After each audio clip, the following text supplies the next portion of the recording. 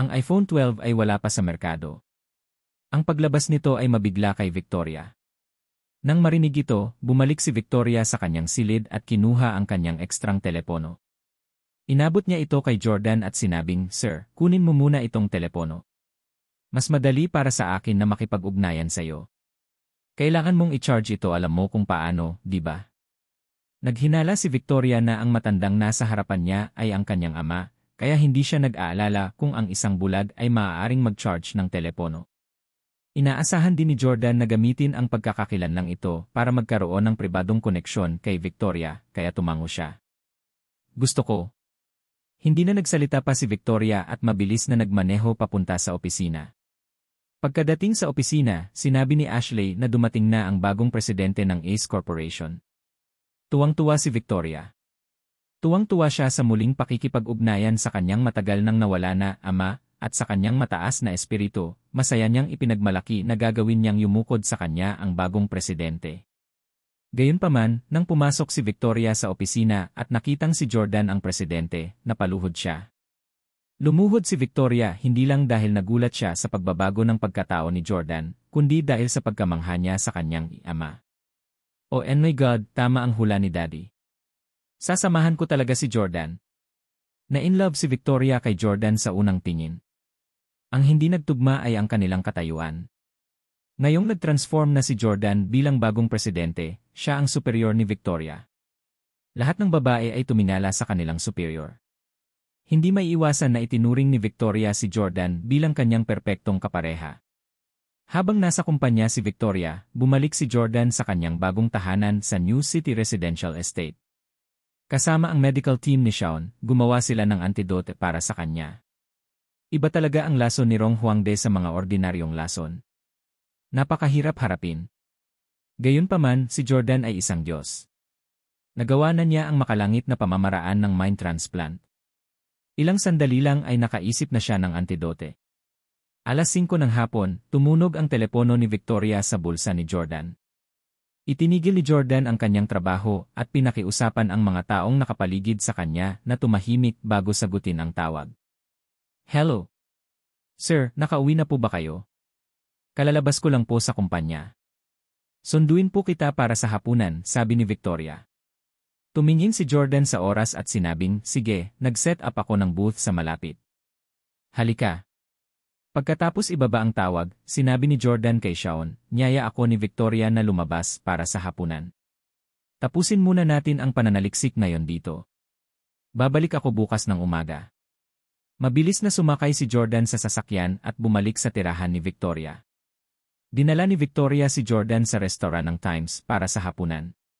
Pinili niya ang lugar na ito dahil noong bata pa si Victoria, dinala siya ng kanyang ama dito upang kumain nang magbakasyon sila sa Orlando. Ito ay isang napaka-eleganteng restaurant na may katangi-tanging pribadong mga kwarto. Si Victoria ay personal na nagbuhos ng isang tasa ng tsaa para kay Jordan. "Sir, you're brilliant. Kahapon, sinabi mo na nakatadhana na kami ni Jordan. Ngayon, talagang nagkita ulit kami. At saka, naging superior ko na siya." Si Jordan ang top man sa Ace Corporation.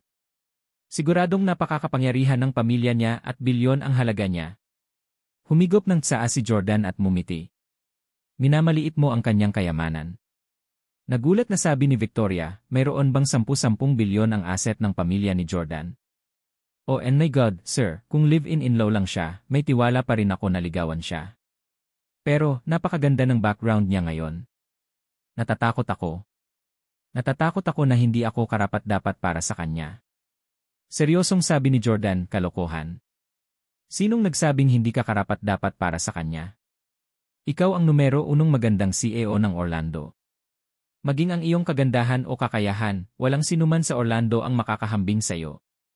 Kung tungkol sa background ng iyong pamilya, hindi rin masama. Kung nabubuhay pa ang iyong ama, ang iyong pamilya ay magiging pinakamayaman sa Houston. Ikaw ang magiging pinakamarangal na tagapagmana sa Houston."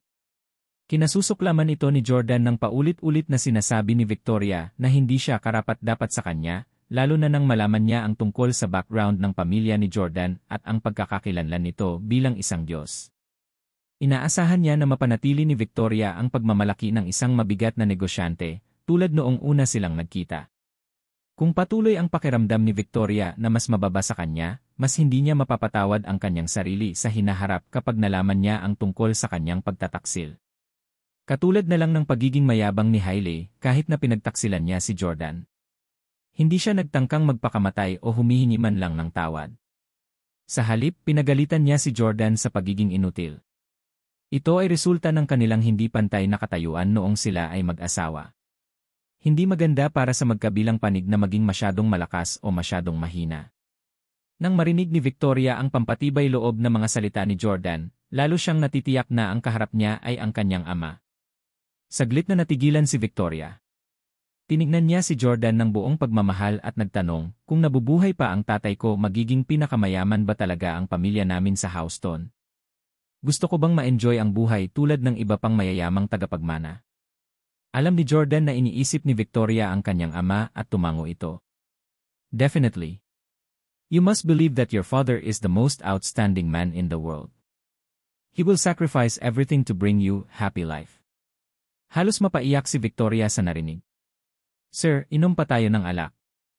Ano ang gusto mong inumin? Nais ni Victoria na uminom kasama ang kanyang ama tulad ng kahapon. Kung sa bagay, mas gusto pa niyang malasing kaysa kahapon. Marahil pagkatapos niyang malasing, magkakaroon siya ng lakas ng loob na tanungin ang kanyang ama kung bakit hindi siya kinikilala nito. Gayunpaman, tumanggi si Jordan. Hindi, babae ka. Hindi magandang uminom ng marami. Marami kang nainom kahapon. Mas mabuting huwag kang uminom ng 2 magkasunod na araw. Labis na nag-aalala si Jordan sa kalusugan ni Victoria. Alam niya na si Victoria ay nagtatrabaho ng husto sa Orlando sa nakalipas na 7 taon. Upang makitungo sa mga malalaking amo sa Orlando, kailangan niyang uminom ng marami. Hindi ito maaaring makatulong. Sa mundo ng negosyo, napakakaraniwan para sa mga nangungunang executive na uminom habang naglilibang sa isa't isa at nag-uusap ng mga deal. Ang Orlando ay hindi tulad ng New York City, ngunit mayroon pa rin itong isang medyo binuo na eksena sa negosyo. Makikinig ako sa'yo. Ayoko kung ayaw mo. Si Victoria ay mukhang masunurin, tulad ng batang babae na nakinig sa kanyang ama 10 taon na ang nakalilipas. Nag-enjoy silang dalawa sa pagkain hanggang 10 yes bago lumabas ng restaurant. Kinuha ni Victoria ang manibela. Binuksan niya ng kaunti ang bintana at nakinig ng musika habang sila ay nagmamaneho. Huwag kalimutan ang nakaraan nating relasyon. Handa akong umiyak ng tahimik. Gusto ko talagang umalis kasama ka ng tuluyan. Gaano man kalaki ang pagbabago ng mundo, maaari lamang nating ituloy ito sa hangin. Ayaw naming mag-isa. Ang kotse ay tumatakbo sa 80 milya bawat oras, at isang gumagalaw na kanta ang tumugtog sa stereo ng kotse. Naalala ni Victoria na ito ang paboritong kanta ng kanyang ama. Naalala niya ang pakikinig niya sa pagtugtog ng kantang ito sa kotse noong bata pa siya. Sir, narinig mo na ang kantang ito dati, di ba? Marunong ka bang kumanta nito? I want to hear you sing it, eh. Sabi ni Jordan, madalas kong pinakikinggan ang kantang ito. Ito ay isang lumang kanta mula sa mga dekada na ang nakalipas, ngunit ang aking pagkanta ay hindi sapat. Napangiti si Victoria. Alam niyang maganda ang boses ng kanyang ama sa pagkanta. At mahilig siyang kumanta. Gayunpaman, dahil ayaw niyang kumanta, hindi siya pinilit ni Victoria. Sa halip kumanta siya kasama ng musika. Siya ay kumanta para sa kanyang ama. Sa ganitong paraan, nagmaneho si Victoria nang walang layunin kasama si Jordan. Biglang dumating ang sasakyan sa isang napakatahimik na lugar na walang mga street lamp. Biglang sumama ang pakiramdam ni Jordan. Napatingin siya sa karatula sa kanan. Nakasulat ito, 7th Street. 7th Street, Orlando. Bakit pakiramdam ko napakapamilyar ng lugar na ito? Pakiramdam ni Jordan ay kilala niya ang lugar na ito, ngunit hindi niya maalala kung bakit. Buzz. Isang Maserati ang mabilis na dumaan sa kanila. Ang dilaw na Maserati ay nakakuha ng atensyon ni Jordan dahil ang kapatid ni Hailey, si Drew, ay nagmaneho ng isang dilaw na Maserati. Tiningnan ni Jordan ang plate number. It ended with 829. Iyon ang birthday ni Drew. Kay Drew ang sasakyan. Kakaiba, bakit si Drew, isang mayamang tagapagmana ng pangalawang henerasyon, ay pupunta sa isang liblib na lugar? Naaalala ko na nagnakaw si Drew ng $800,000 na relo mula sa kanyang pamilya ngayon at kukunin niya ako para dito. Bukas, isusumbong ako ni Drew na nagnakaw ng relo. Sasabihin din niya na pagkatapos kong nakawin ito, ibinenta ko ito sa lokal na malupit ng Orlando, si Salvatore. Sa isiping ito, agad na naunawaan ni Jordan kung bakit nandito si Drew. Naaalala ko na ngayon. Ang Pitoli Street sa Orlando ay teritoryo ng Salvatore.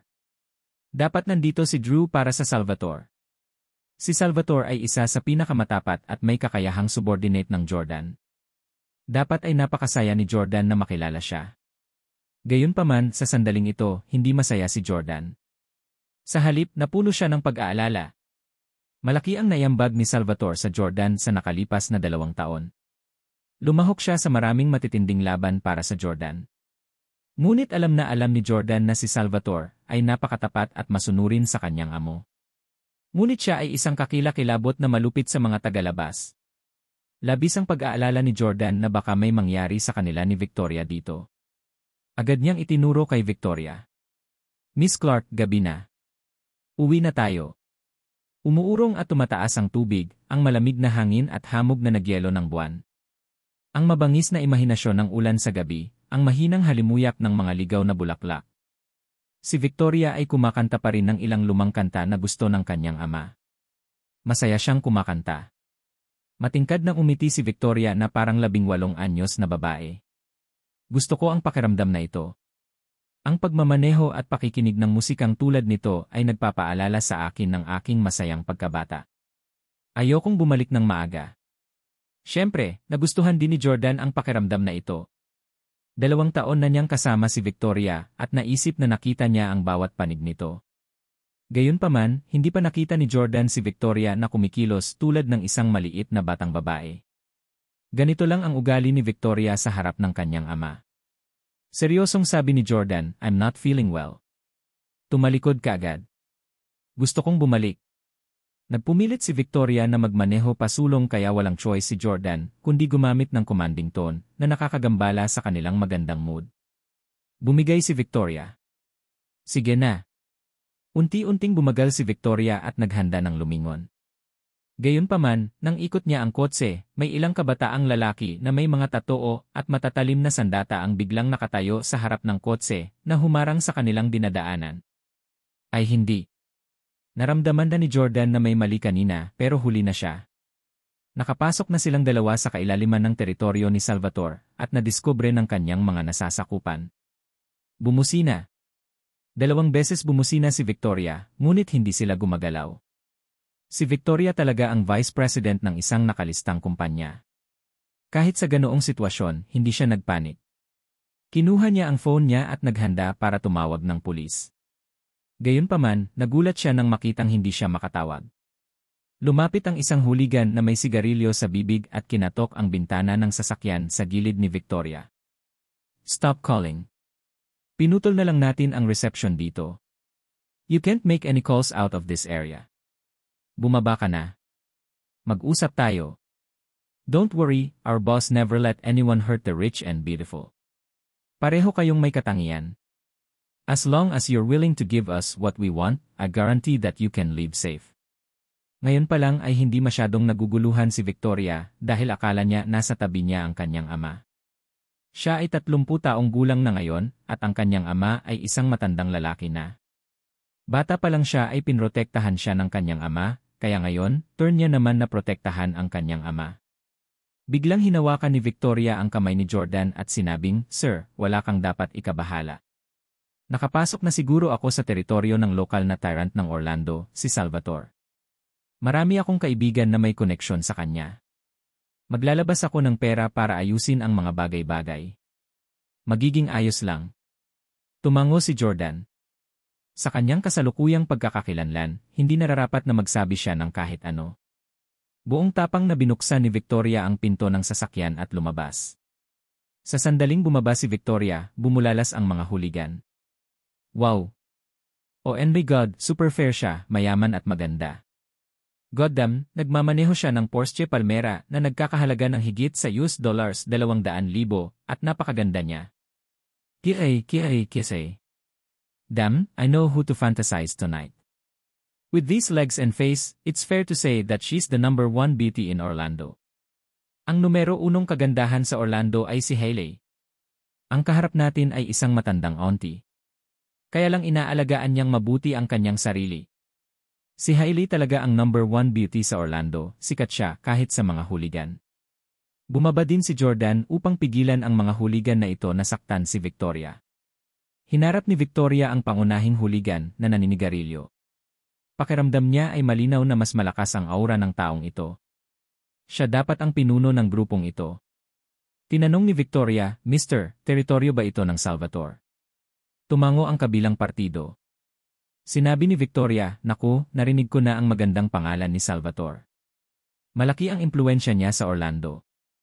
Sa totoo lang, mayroon akong ilang mabubuting kaibigan na kilalang kilala din si Salvatore. Nagtrabaho sila ng malapit ng magkasama noon. Mukhang nagulat ang huligan. Oh, hinahanap mo ba si Salvatore for business reasons? Halika, akyat ka. Ngunit hindi nangahas si Victoria na puntahan si Salvatore. Siya ay isang babae at tumambay lamang sa mga high-end business circle ng Orlando. Hindi niya nais na masangkot sa mga usapin ng kriminal na underworld. Sabi ni Victoria ay hindi. Napadaan lang ako at inistorbo ang lahat. Paano ito? Bigyan kita ng $5,000 bilang kabayaran. Pumunta si Victoria sa kotse at kumuha ng $5,000 cash para sa huligan. Ngunit ang huligan ay hindi natukso ng pera na yon. Huminga siya ng sigarilyo at mayabang na bumuga ng usok sa mukha ni Victoria. Ikaw ang humihingi nito. Naikuyom ni Jordan ang kanyang mga kamao. Nais niyang matalo ang huligan na ito hanggang mamatay. Galit na galit din si Victoria. Natuto na siya noon ng taekwondo. Naniniwala siya na mananalo siya sa huligan na ito sa one-on-one fight. Gayunpaman, kailangan niyang tiisin ito. Sinabi ng mayabang na huligan, ayon sa mga alituntunin ni Salvatore, lahat ng pumupunta rito ay panauhin. Kailangan mong pumunta at salubungin siya. Ibaba mo muna ang pera. Kayong dalawa, sumama ka sa akin para makita si Salvatore. Kahit na naipit sa ganitong sitwasyon, nanatiling kalmado at hindi nagpanik si Victoria. Siya ay nagtrabaho sa Orlando sa loob ng 7 taon at nagkaroon ng maraming koneksyon dito. Bukod dito, alam niya na kahit na si Salvatore ay hindi isang mabuting tao, ito ang panahon ng pera. Ang mga taong ito ay hindi kailanman mangangahas na saktan ang sinuman ng walang dahilan. Masasaktan lang sila kung iba ang nagbayad sa kanila. Hanggat mayroon silang pera, maaari nilang suhulan maging ang hari ng impyerno at ang kanyang mga kampon. Lumapit si Victoria kay Jordan at hinawakan ang braso nito. Sir, huwag kang matakot. Pupuntahan natin si boss dito. Don't worry, 7 taon na ako sa Orlando. Kakayanin ko ang sitwasyong ito. Sinabi ito ni Victoria para aliwin ang kanyang iama at huwag itong mag-alala tungkol sa kanya. Tumango si Jordan at hindi umimik. Dinala sila sa isang 3 palapag na gusali. Pagkatapos umakyat sa hagdan, itinulak ng huligan ang pinto. Hindi masyadong magalang ang tono niya habang kaswal niyang sinabi, Boss, mayamang babae ang nandito. Nagda-drive siya ng Porsche. Isang matipunong lalaki na may dreadlocks ang nasa kwarto. Ginaya niya ang hairstyle ng Enid star na si Carmelo Anthony. Ang lalaking ito ay si Salvatore. Mukhang napakabata ni Salvatore, 2 taon na ang nakaraan. Sa pagtingin sa kanyang subordinate na si Salvatore mula 2020, naramdaman kaagad ni Jordan na mukhang wala siyang karanasan. Matapos sundan si Jordan, tinanggal ni Salvatore ang kanyang mga dreadlock at mukhang mas mature at matatag. Sa sandaling ito, nakaupo si Salvatore sa sofa at nanonood ng telebisyon nang tumingala siya kina Victoria at Jordan. Nagkusa si Victoria na maglakad pasulong at magalang na sinabi, Mr. Salvatore, ikinalulungkot ko na sumakay ako sa iyong teritoryo ng gabing-gabi. Ako ni. Ilalabas na ni Victoria ang kanyang pagkakakilanlan at sasabihin sa kanya ang mga pangalan ng ilang Orlando big shot na kilala ni Salvatore. Ngunit nagulat si Salvatore nang makita niya si Victoria. Yo, hindi ba ito ang numero 1 magandang CEO ng Orlando, si Miss Clark mula sa Ace Corporation? Malinaw na narinig ni Salvatore ang tungkol kay Victoria. Napangiti si Victoria. Narinig mo na ba ang tungkol sa akin? Ang galing. Nakahinga si Victoria. Dahil magkakilala sila, walang masamang mangyayari ngayon. Napangiti si Salvatore. Hindi lang kita narinig, muntik na akong magpadala ng isang tao upang kidnapin ka at ihatid ka sa isang malaking kama sa isang villa sa Orlando. Agad na nawala ang ngiti sa mukha ni Victoria. Ano? Mabilis na idinagdag ni Salvatore. Haha, wag kang intindihin. Hindi naman sa may gusto akong gawin sa'yo. Basta may isang CEO sa Orlando na laging mahal ka pero hindi ka niya makuha. Mahigit kalahating taon ka na niyang hinahabol, pero hindi mo man lang hinayaan na hawakan niya ang kamay mo. So, one time, uminom siya ng sobra at nakipag-ugnayan sa akin. Gusto daw niyang kidnapin kita. Gusto niyang gumamit ng dahas para makuha ka. Pero bago ko magawa, dalawa pang CEO, galing din sa Orlando at nagkakahalaga ng daan-daang milyon, nakatanggap ng balita at agad akong hinanap.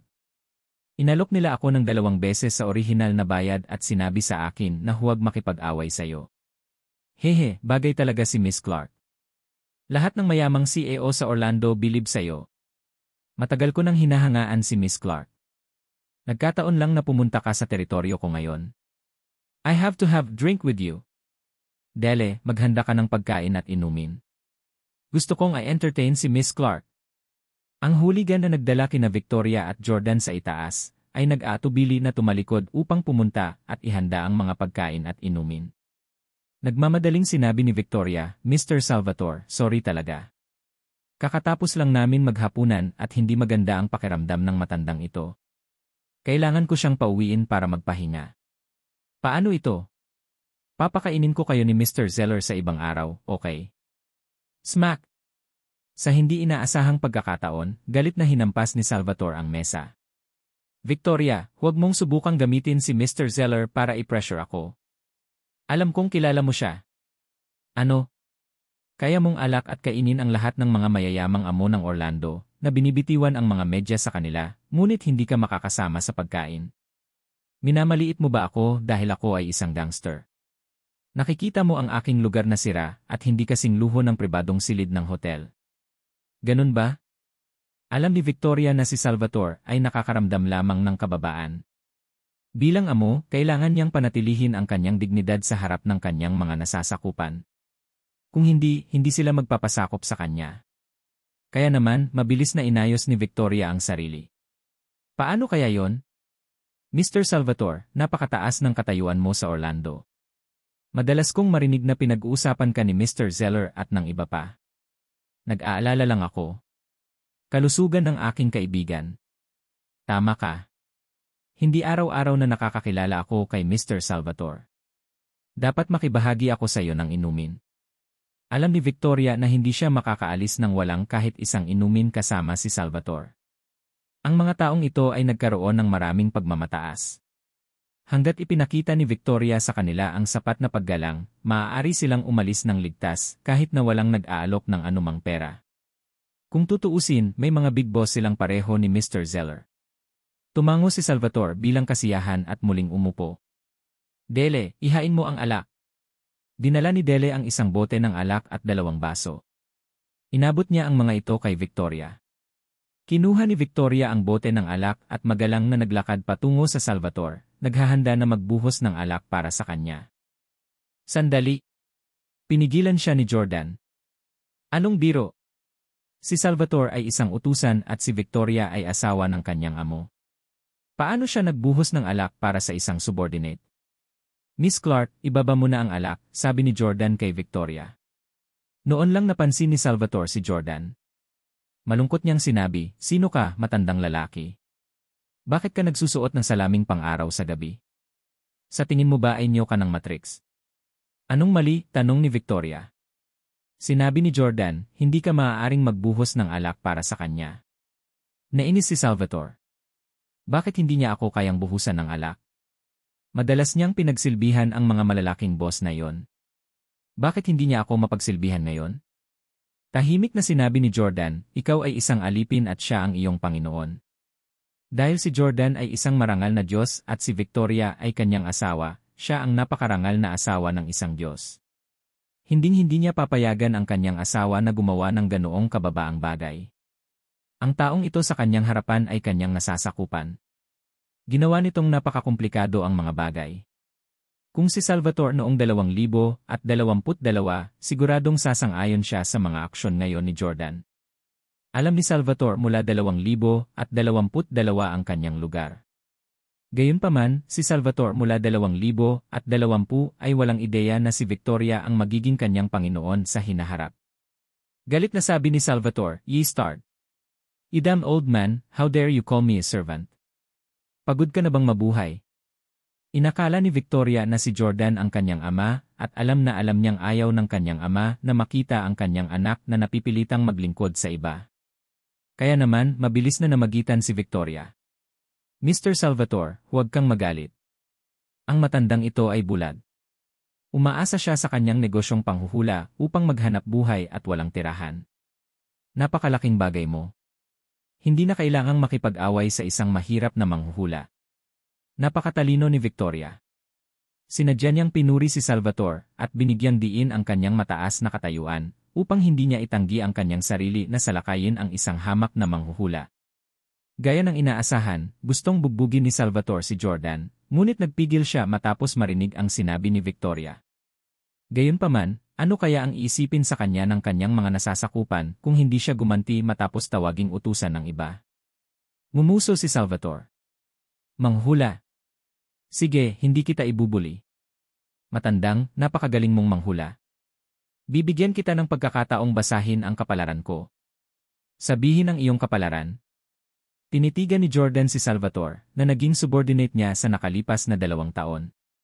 Mayroon bang mas pamilyar sa Salvatore kaysa sa Jordan? Naman. Si Jordan ay napuno ng kumpiyansa at malugod na tinanggap. Kahit na walang kakayahan si Jordan na mahulaan ang hinaharap, magiging madali para sa kanya na basahin ang kapalaran ni Salvatore. Nasasabi niya ang kanyang kapalaran kahit nakapikit. Si Salvatore ay hindi naniniwala sa panghuhula.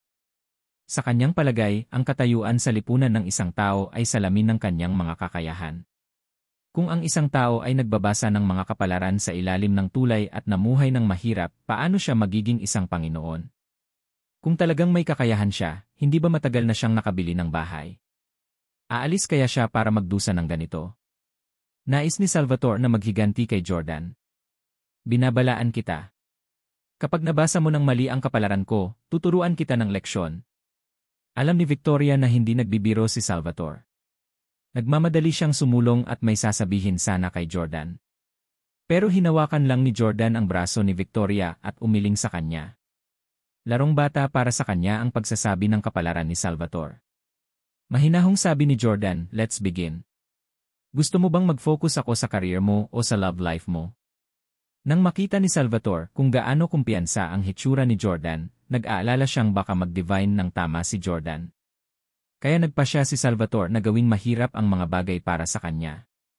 "Huwag na nating pag-usapan iyon.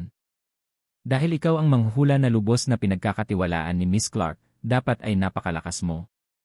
Paano ito? Sabihin mo sa akin kung sino ang may pinakamalaking impluensya sa akin sa buhay na ito." Agad namang tumutol si Victoria. "Mr. Salvatore, masyado mong pinapahirapan ang matanda. First time naming magkita. Paano namin malalaman ang naranasan mo sa nakaraan? Paano namin malalaman kung sino ang higit na nakaimpluwensya sa'yo?" Isang masamang ngiti ang ibinigay ni Salvatore. "Uy, hindi ba't napakagaling ng matandang ito? Unang beses nating magkita, ngunit tinawag niya akong katulong. Sa katunayan, alipin ako ng isang tao. Ngunit kailangan mong hulaan kung sino ang taong iyon." Ngumiti si Jordan. Napakadaling hulaan. Ang mga nagawa ni Salvatore ngayon ay pawang salamat kay Pablo. Kung wala si Pablo, walang Salvatore. Sa makatuwid, ang taong higit na nakaimpluwensya kay Salvatore ay si Pablo. Bagamat alam ni Jordan ang sagot, hindi niya ito agad nasabi ng malakas. Kailangan niyang kumilos. Kaya't naglabas siya ng barya at inihagis sa Salvatore. "May barya ako rito. Ihagis ito sa hangin at tingnan kung ulo o buntot ito pagkatapos mapunta. Kung ulo, iguhit ang bilog sa papel. Simbolo ito ng panlalaki. Kung buntot, iguhit ang krus sa papel. Simbolo ito ng pambabae. Ihagis ito ng 6 na beses na sunod-sunod at iguhit ang bawat paghagis." Hinawakan ni Salvatore ang barya at mahinang bumulong, "Gusto mo pa ring maglaro ng ganyan? Sasamahan kita sa ngayon. Tignan natin kung paano kita haharapin mamaya kung mali ang hula mo. Ginawa ni Salvatore ang sinabi ni Jordan at binaligtad ang barya ng 6 na beses. Tapos na ako. Dito. Mag-ingat ka. Inihagis ni Salvatore ang barya pabalik sa Jordan.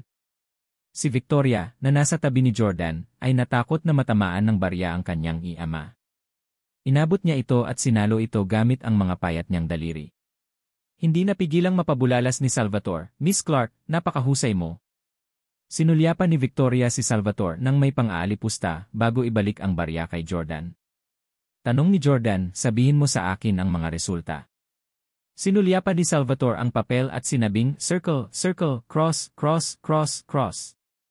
Siyempre, nasaksihan ni Jordan ang buong proseso at alam niyang nag-uulat si Salvatore ng katotohanan. Ngunit maingat pa ring lumingon si Jordan kay Victoria. "Ganun ba? Hindi ko makita. Huwag kang magsinungaling sa akin." Napangiti si Victoria. Ito talaga ang sinabi ni Mr. Salvatore. Hindi siya nagsinungaling. Sinabi ni Salvatore na may pagkadismaya, "Anong biro? Isa akong malaking boss sa Orlando. Magsisinungaling ba ako sa isang bulag na matandang tulad mo? Bilisan mo at Divine. Gusto kong makita kung ano ang magagawa mo." Nagkunwari si Jordan na seryosong nanghuhula habang dahan-dahang sinabi, "Circle, circle, cross, cross, cross, cross." Ito ay tumutugma sa wine divination rune. Nakikita ko ang imahe ng isang pond na puno ng mga bulaklak ng lotus. Kapag may tagtuyot, ang tubig ay matutuyo at ang mga bulaklak ay malalanta. Biglang bumuhos ang malakas na ulan at ang mga bulaklak ay namulaklak. "Salvatore, napakaswerte mo na nakuha mo ang panghuhula na ito. Ibig sabihin ay makakatanggap ka ng tulong mula sa isang benefactor." Nataranta si Salvatore. Naiintindihan niya ang bawat salitang binibigkas ni Jordan, ngunit kahit papaano, hindi niya maintindihan ang kabuuang kahulugan. Sabi ni Salvatore, "Cut the crap. Of course, need the help of a benefactor. Without that, would I have no current achievements?" Ang tanong ko, sino itong benefactor? Ano ang pangalan nila? Kung may kakayahan ka, divine it. Umiling si Jordan. "Hindi, kinabukasan mo ang tinutukoy ko, hindi ang nakaraan." Nagulat si Salvatore at naisip niya sa sarili, "Oh, makikilala ko ba ang isa pang benefactor pagkatapos ni Mr. Dalton?" Gayunpaman, hindi lubusang naniwala si Salvatore sa kanya. Iginiit niya, "Huwag mong pag-usapan ang hinaharap. Hindi ko malalaman kahit na binigyan mo lang ako ng random na pangalan. Gusto kong sabihin mo sa akin ang tungkol sa taong may pinakamalalim na impluensya sa akin sa nakaraan." Nanghuhula muli si Jordan at sinabing, "Ayon sa aking mga kalkulasyon, ang taong ito ay dapat na isang lalaki." Siya Sumimangot si Salvatore at naputol, "Hindi tama yan. Di ba sabi mo lalaki ang bilog at pambabae ang krus? Nagdrawing ako ng 2 bilog at 4 na krus. Kaya dapat babae ito." Isang awkward na paghinto si Jordan. Hindi niya akalain na ganoon pala katalas si Salvatore. Umubo si Jordan. "Salvatore, wala kang alam tungkol sa panghuhula. Sinabi ko lang sa iyo na ito ay tumutugma sa wine divination rune. Ang rune na ito ay nagpapahiwatig ng isang tao." Walang alam si Salvatore tungkol sa panghuhula, ngunit naniniwala siyang sinusubukan siyang lokohin ni Jordan. Nagpatuloy siya sa pagsisiyasat. Bakit ang wine divination rune ay nangangahulugang isang tao? Nagpatuloy sa pagsisinungaling si Jordan. Kayang lakbayin ng hangin ang mundo. Hindi ba ganito ang tao? Sandaling nag-isip si Salvatore at sumagot, "Iyan ay makatuwiran." "Sige, tama ka. Lalaki ito." "Ano ang kanyang pangalan?" Putol muli ni Victoria. "Masyadong mahirap ay divine ang aktwal na pangalan. Mr. Salvatore, pinahihirapan mo siya." Inabot ni Jordan ang kanyang kamay, nagpapahiwatig na ayos lang. Itinuro ni Jordan ang alipin ni Salvatore. "Salvatore, narinig ko na tinawag mo siyang Dele ngayon lang." Tumango si Salvatore. "Bakit?" Sabi ni Jordan, "A divine that the closest subordinate to you is somehow linked to your benefactor. Kung hindi ako nagkakamali, Dalton ang surname ng benefactor mo, right?" Nang marinig ito, natigilan si Salvatore. Hulaan niya talaga. Mukhang hindi makapaniwala si Salvatore. Hindi siya makapaniwala na nakahula ng tama ang manghuhula na ito. Laking gulat din ni Victoria. Hindi niya alam kung paano ito nahulaan ng kanyang ama. Natuto nga bang magbasa ng kapalaran ang kanyang ama sa nakalipas na 10 taon? Actually, alam na ni Jordan ang sagot. Ang kailangan lang niyang gawin ay humanap ng tamang paraan para maihayag ang sagot kay Salvatore, para linlangin siya. Kahit na hindi Dele ang tawag sa alipures ni Salvatore, kundi si Sammy or something. Gumagamit si Jordan ng ibang paraan para mag-link sa salitang Dalton. Speaking of Dale, medyo kakaiba si Jordan dahil hindi pa niya ito nakita. Dahil 2 taon nang kasama ni Salvatore si Jordan, marami siyang nagawa para sa kanya. Habang nakita ni Jordan ang lahat ng pinakamalapit na kampo ni Salvatore, hindi pa niya nakita si Dele. Napalakpak si Salvatore sa gulat. Not bad, old man. Tama ang hula mo. Kung may kakayahan ka, hulaan mo ang una at gitnang pangalan niya. Oh, sige, hindi ko dapat sinabi sa'yo na may middle name din ang benefactor ko. Ngumiti si Jordan. Alam ko na bago mo sabihin. Nakasulat sa panghuhula. Ang iyong benefactor ay may una, gitna at apelyido. Tanong ni Salvatore sa naguguluhan na boses. Saan nakasulat? Hindi ba may 2 bilog at 4 na krus? 2 pangalan o 4 na pangalan? Paano siya nagkaroon ng 3 pangalan? Hindi alam ni Jordan kung paano sasagutin ang tanong. Wala siyang maisip na magandang dahilan kaya nasabi na lang niya sa tonong inis. Maintindihan mo ba kahit sabihin ko sa'yo? Isa ka bang divination master? Huwag mo akong gambalain.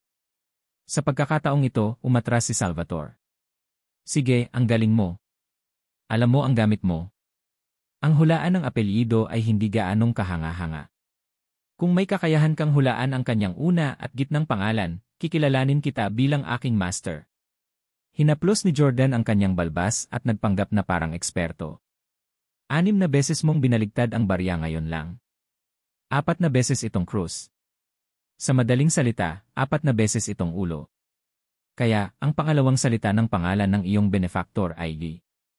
Sasabihin na sana ni Jordan na Headley ang middle name na talagang middle name ni Pablo. Biglang sinabi ni Dele, hindi tama yan.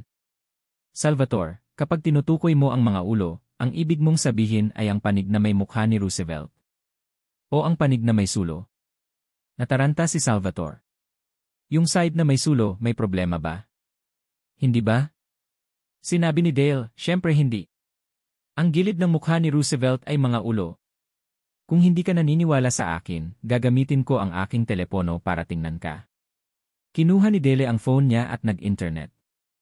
Ipinakita niya kay Salvatore ang mga resulta. Tinapik ni Salvatore ang kanyang noo. O aking Diyos, lagi kong iniisip na ang kabaligtaran ay totoo. Natigilan din si Jordan. Kakaiba, nagkaroon siya ng maling akala gaya ni Salvatore. Ito ay bahagyang dahil ginugol ni Jordan ang karamihan sa kanyang mga taon ng paglaki sa ibang bansa, kaya hindi siya pamilyar sa mga barya ng Ihya. Gayunpaman, hindi nabigla si Jordan sa maliit na hindi pagkakaunawaan na ito. Mahinahong sinabi ni Jordan, buti na lang, pinaalalahanan ako ni Dele. Muntik ko nang makalimutan na 2020 pala ito. 2020 ang Year of the Rivers. Kailangang baligtarin lahat ng resulta. 4 na buntot ang itinapon mo pero kailangan nating baligtarin. So Headley ang middle name ng benefactor mo, di ba? Napatulala si Salvatore. Siya ay parehong namangha sa kawastuhan ni Jordan at sa kanyang kakayahang ikot ang mga bagay sa paligid.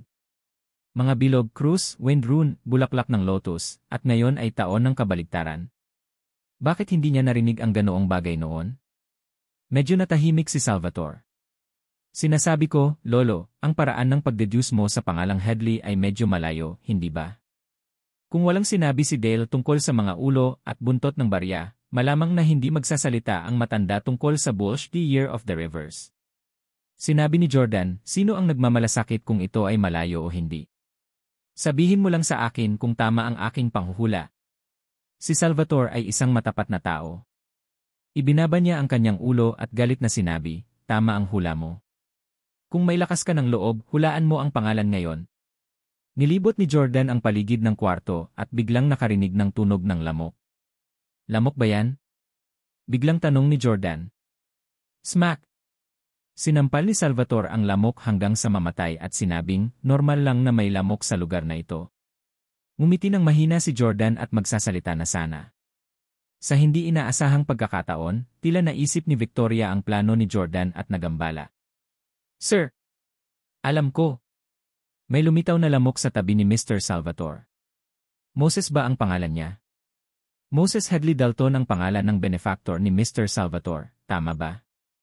Haha, nagkakamali ka. Natuwa si Salvatore. Saway ni Jordan kay Victoria. Bakit mo ginawa yon? Ang sining ng panghuhula ay hindi maarok. Paano ito magiging kasing simple? Nagpout si Victoria na parang spoiled na anak sa harap ng kanyang ama. I'm sorry, sir. Kung gayon ang kanyang unang pangalan ay I.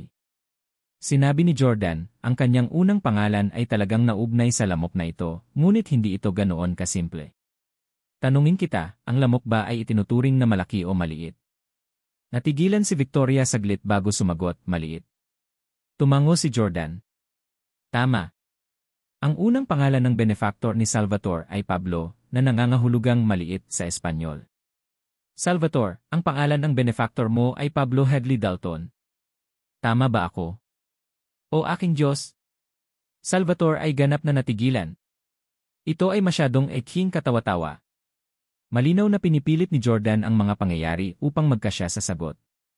Na-lecture pa niya si Victoria na hindi ganoon kadali ang sining ng panghuhula. Inakala ng lahat na gagamit si Jordan ng ilang komplikadong pangangatwiran upang matukoy ang unang pangalan. Pero isa lang pala itong random na lamok. Sa katunayan, ang paghihinuha sa pangalan na Moses ay magiging mas makatwiran kaysa sa pangalang Pablo. Napabuntong hininga si Salvatore. Imposibleng nahulaan mo. Alam mo na ba ang tungkol sa relasyon natin? Mula sa mga salita ni Salvatore, alam ni Victoria na tama ang hula ni Jordan. Tuwang-tuwa siya. Nagsalita si Victoria para kay Jordan. Mr. Salvatore, ang matandang ito ay isang manghuhula. Paano niya malalaman ang tungkol sa iyong mundo? Mr. Salvatore, ang isang malaking tao na tulad mo ay hindi magiging isang masakit na talunan, tama? Pakiramdam ni Salvatore ay walang magawa. Saglit siyang nag-isip at sinabing, matanda, medyo may kakayahan ka. Pero kung alam mo talaga ang tungkol sa relasyon namin ni Pablo, magiging tanga ako para pakawalan ka ngayon. Paano ba naman ito? Hahayaan kitang mag-divine ng isa pa. Kung mahuhulaan mo kung anong klaseng babae ang gusto ko, aaminin kong kaya mo talaga. Yuyuko ako sa iyo bilang aking Panginoon. Anong uri ng babae ang nagustuhan ni Salvatore? Ito ay masyadong simple. Si Salvatore ay nabighani kay Emily. Sa kanyang mga mata, kahit na sina Loren, Victoria, Hailey, Lota, Park Anya at lahat ng iba pang walang katulad na kagandahan ay hindi maihahambing sa ordinaryong Emily Clark. Si Salvatore ay isang matatag na taga-suporta ni Emily. Ang mga bata, cute, inosente at magagandang babae na may magagandang figure tulad ni Emily ang paborito niya. Sabi ni Jordan, na-divine ko na kung anong klaseng babae ang gusto mo. May ipapakita akong litrato sa iyo. Siya ang paborito mong tipo. Kung tama ako, hindi mo na kailangang yumuko sa akin. Ibuhos mo lang ang isang tasa ng alak para kay Miss Clark nang may paggalang. Hinampas ni Salvatore ang kanyang hita. CJ, hindi ako naniniwalang mahuhulaan mo ang tipo ko. Lahat ng lalaki ay nagmamahal sa magagandang babae, ngunit may iba't ibang uri ng magagandang babae. Mature and nurturing, sweet and demure, dominant at bossy. Pinabora ni Salvatore ang mga dalisay at inosenteng babae tulad ni Emily. Hindi siya interesado sa ibang uri. Sa makatuwid, medyo mahirap hulaan ng tama ng random. Ito ay dahil mayroong iba't ibang uri ng dalisay at inosente. For example, just looking at the photos, si Hailey din parang puro tipo. Isa pa, maganda ang figure niya at mas maganda pa siya kay Emily. Gayunpaman, hindi si Hailey ang tipo ni Salvatore. Siya ay masyadong perpekto at masyadong hindi matamo para sa kanya. Mas gusto niya ang mga batang babae na mukhang mas down to earth at nagbigay ng mas homely na pakiramdam. Kumaway si Jordan kay Victoria, sinenyasan itong lumapit. Maghanap ng larawan ng kapatid mo. Hindi na kailangang ipakita ang kanyang mukha. Isa lang sa mga full-body selfie na yon mula lig pababa. Aking kapatid. Sandaling natigilan si Victoria. Hindi niya inaasahan na pipiliin ni Daddy na kunin ang litrato ni Emily. Sigurado ba siya na may gusto si Salvatore sa mga babaeng tulad ni Emily? Napakamasunurin ni Victoria. Kinuha niya ang phone niya at binuksan ang social media page ni Emily. Nakakita siya ng selfie na kakakuha lang ni Emily 2 araw na ang nakakaraan. Ito ay isang larawan na kinunan habang nagtatrabaho, kaya si Emily ay nakasuot ng uniforme ng flight attendant. Ipinakita ng uniform ng flight attendant ang sexy figure ni Emily. Ang sinumang lalaki na makakita ng larawan ni Emily ay makaramdam ng tiyak na pagnanasa. Habang nagsiselfie siya gamit ang kanyang phone, kalahati lang ng mukha ni Emily ang napakita. Ito rin ay isang paraan ng proteksyon para kay Emily, kung sakaling maalala ni Salvatore ang kanyang mukha at gumamit ng mga hindi tamang pamamaraan para makuha siya. Ipinakita ni Victoria ang larawan ni Emily kay Salvatore. Mr. Salvatore, tingnan mo ang babaeng ito. Siya ba ang type mo? Kaswal na sumulyap si Salvatore. Pero agad siyang napatulala. Maya-maya, naglalaway na siya. Oh and my God, itong mahahabang binti, ang dalisay at makatarungang mukha. I love it, I love it. I love this type of beautiful air stewardess. Kumbinsido si Salvatore sa pagkakataong ito. Dati, tama ang hula ni Jordan tungkol kay Pablo. Pero posibleng narinig niya ang relasyon ni Salvatore at Pablo. Ngunit talagang kamangha-mangha na nahuhulaan niya kung anong uri ng batang babae ang nagustuhan ni Salvatore. Ang dalawa lang niyang pinagkakatiwalaang subordinates ang nakakaalam. Kahit si Pablo ay hindi alam kung anong klaseng babae ang nagustuhan ni Salvatore. Gusto ni Salvatore na makakita ng ilan pang larawan ni Emily. Gusto niyang malaman kung sino ang babae. Pero tinanggihan siya ni Victoria. Hindi nagalit si Salvatore. Tuluyan na ngang nagbago ang ekspresyon ng mukha niya habang nakangiti kina Victoria at Jordan. Miss Clark, Master, maupo ka. Buhusan kita ng alak. Personal na kinuha ni Salvatore ang bote ng alak at nagbuhos ng tig-isang baso para kina Victoria at Jordan. Nakayuko, magalang na nagbuhos ng alak si Salvatore para sa kanila. Karangalan ko na makilala ang mga big shots tulad ni Miss Clark at Master ngayon. Dele, pumunta ka sa kwarto ko. Ilabas mo ang treasure chest ko. Gusto kong bigyan ng regalo si Miss Clark at Master. Gayunpaman, hindi gumagalaw si Dele. Tinitigan ni Dale si Salvatore na may masamang ekspresyon. Salvatore, bilang boss namin, nagbuhos ka talaga ng alak para sa 2 hindi inanyayahang bisita at umaasal ka pang ang isang utusan. Hindi karapat-dapat na maging boss namin ang walang kwentang taong tulad mo. Galit na galit si Salvatore. How dare you? Dale, what's with your attitude? How dare you speak to your boss like that? Ayaw mo nang manatili sa Orlando? Ngumuso si Dale. Tama. Ayoko na dito. Pagkatapos magsalita ni Dale, tumayo ang mga tao sa likuran niya at sinabi kay Salvatore. Ayaw na rin naming magtrabaho para sa iyo. Namutla si Salvatore sa takot. Huwag kalimutan, bago umalis si Pablo, nagbilin siya na kung sinuman ang gustong umalis, kailangan niyang mag-iwan ng daliri. Isang masamang ngiti ang ibinigay ni Dale. Mga kapatid, gusto ni Salvatore na putulin ang ating mga daliri. Ano ang sasabihin mo? Isang blonde na lalaki ang sumigaw, magputol tayo ng mga daliri. Dahil doon, 7 hanggang 8 lalaki ang pumulot ng tig-isang kutsilyo. Gayunpaman, wala silang balak na putulin ang kanilang mga daliri. Sa halip, sumugod sila sa Salvatore. Ray! Alam ni Jordan na may mali. Si Dele at ang iba pa ay sinusubukang magrebelde. Hindi niya inaasahan na makakasalubong niya ngayon ang mga nasasakupan ni Salvatore. At lahat ay dahil sa pagkakamali ni Victoria sa pagmamaneho dito. Alam din ni Salvatore na ito ay isang paghihimagsik. Sumigaw siya, Dale, Danny, anong ginagawa mo? Sinusubukan mo bang magrebelde? Fabian! Alvin! Pumasok ka at harapin ang mga taksil na ito. Hawak ang isang kutsilyo, walang takot na ngumiti si Dele. Salvatore, tumigil ka nga sa pagsigaw. Nagpunta sina Fabian at Alvin sa ringi para magsaya. Sa tingin mo ba maglalakas loob akong atakihin ka kung nandito sila? Hehe, kailangan na nating iwan ang mga daliri natin para umalis sa lugar na ito, pero lahat tayo ay labis na nagmamahal sa ating mga daliri. Kay tagal mo na kaming naging amo. Hindi naman masyadong hinihiling na i-share mo ang aming pasanin, di ba? Napaatras si Salvatore sa takot. Anong gusto mo? Masasabi niyang gustong putulin ni Dele ang daliri niya. Hindi lang iyon, maaaring kunin din ni Dele ang pagkakataong ito para patayin si Salvatore at palitan siya bilang bagong underground boss ng Orlando. Malapit nang mangyari ang isang digmaang sibil sa kriminal na underworld. Matalino si Victoria at alam niya na kung mananatili siya rito at makitang papatayin ni Dale si Salvatore. Hinding-hindi pa kakawalan ni Dale si Victoria. Tiyak na papatayin niya siya at ang matanda pagkatapos patayin si Salvatore. Kaya naman, dali-daling hinila ni Victoria si Jordan para tumayo. Na-overstay na namin ang welcome namin. Mag-leave muna kami. Aalis na sana si Victoria nang pigilan siya ni Dale. Huwag kang pumunta, magandang CEO, ang mga babaeng kalaro ko ay puro murang bilihin na wala pang $100. Hindi pa ako nasiyahan sa isang CEO na may ganoong katataas na katayuan tulad mo. Hayaan mo kaming magsaya ngayon bago ka umalis, okay? Natawa din si Danny. Hahaha, Victoria, kasalanan mo ang pagiging malas mo. Naligaw ka sa teritoryo namin sa mismong araw na nagpasya kaming magrebelde. Imposibleng makaalis ka ng buhay. Ngayon, gagahasain muna namin kayo bago ka patayin. Ang isa sa mga huligan ay naglakad patungo kay Victoria na may masamang ngiti at pinalibutan siya.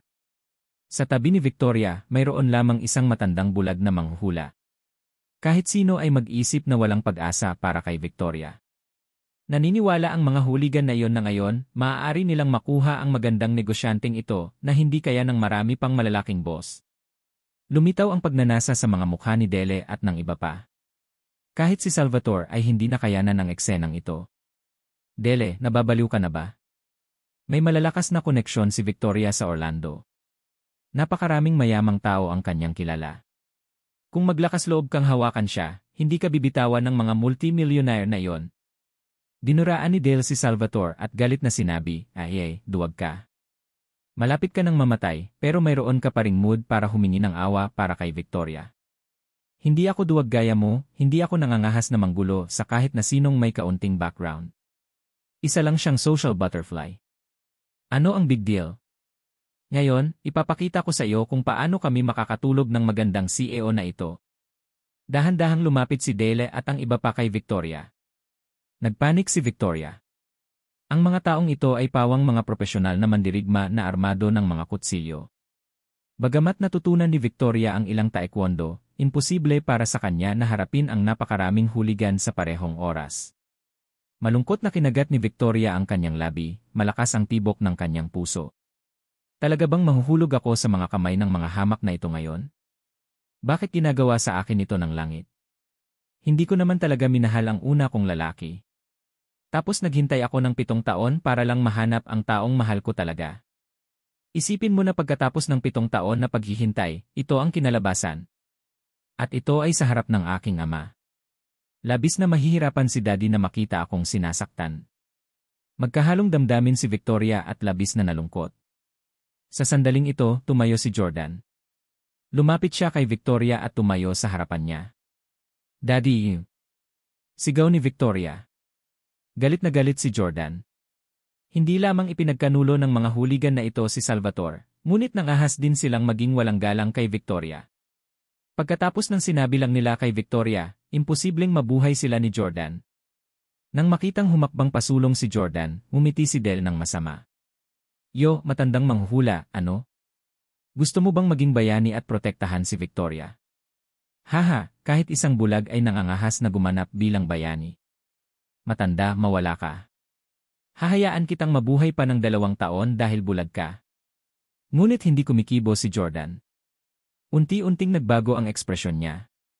Nang makita ang pagbabago ng ekspresyon ni Jordan, mainat siyang pinalaki muli ni Dele. Kakaiba, hindi ko napansin kanina. Bakit ba ang matipuno nitong matandang ito? Matapos itong ituro ni Dele, pinalaki ng lahat ang pangangatawan ni Jordan. Walang ibang nakaalam nito, ngunit pagkatapos itong ituro ni Dele, napagtanto nilang wala sa kanila, na pawang mga sinanay na mandirigma, ang mukhang maskulado gaya ni Jordan. Bakit may muscles pa itong matandang to? This doesn't make sense. Hindi naman kasing edad niya ang lolo ko at payat na may saggy skin. Tiyak na hindi naman siya ganoon katanda. Dele, ingat ka. Baka nagpapanggap na mahina. Sa boses niya, sa tingin ko ay 50 years old na siya. Napangiti si Dele. Sige Victoria, sa 7 taon mo sa Orlando, wala ka pang naging boyfriend. Ang daming big shots na nanligaw sa'yo pero wala ni isa sa kanila ang nakakuha sa'yo. Naguguluhan ako that time. Babae ka na nasa 30 na. Paano mo matiis na hindi ka manliligaw ng 7 taon? So ang totoo, all along, lagi kang may matipunong lalaki sa tabi mo. Nagdisgisi siya bilang matanda para lokohin ang mga tao. Dapat itong matandang manghuhula ang manliligaw mo, di ba? Nakangiting sang-ayon ng blonde na lalaki. Tama si Dale. Dapat ganyan ang relasyon nila. I'm guessing that he is Victoria's toy boy. Kise. Alam kong hindi makayanan ng babaeng to ang pangungulila, haha. Galit na galit si Victoria sa insulto ng ganito. You start. How dare you slander me like this? Hinding-hindi kita bibitawan. Hindi mo kami bibitawan. Hehe, nagkataon lang. Wala rin kaming planong paalisin ka ngayong gabi. Mga kapatid, atake. Agad na sinalakay ng mga huligan sina Jordan at Victoria. Hindi natakot si Jordan. Sinuntok niya ang huligan sa harapan, dahilan para sumuka ito ng dugo. Gayunpaman, umikot si Dale sa likod ni Jordan at hinampas ang likod nito. Mag-ingat ka! Agad namang itinaas ni Victoria ang kanyang paa at sinipa ang kutsilyo sa kamay ni Dale sa takot na baka masaktan nito si Jordan. Actually, napansin ni Jordan si Dale at alam niyang laslasan niya ito. Kung tutuusin, wala naman siyang balak umiwas dahil plano niyang supilin silang lahat sa pinakamaikling panahon. Kung iwasan niya ang lahat ng lumapit sa kanya, magsasayang siya ng ilang segundo. Ang mga taong ito ay hindi karapat-dapat sa kahit ilang segundo ng panahon ni Jordan. Bukod dito, ang katawan ni Jordan ay naturukan ng Mirakuru Serum. Matitiis niya ang isang bala, pati na ang kutsilyo. Hindi man lang masasaktan ng talim ni Dale si Jordan.